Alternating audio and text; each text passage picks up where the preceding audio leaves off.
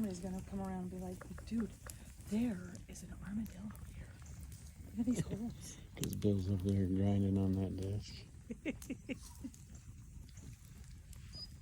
Bill loves to play with the disc. Golf disc.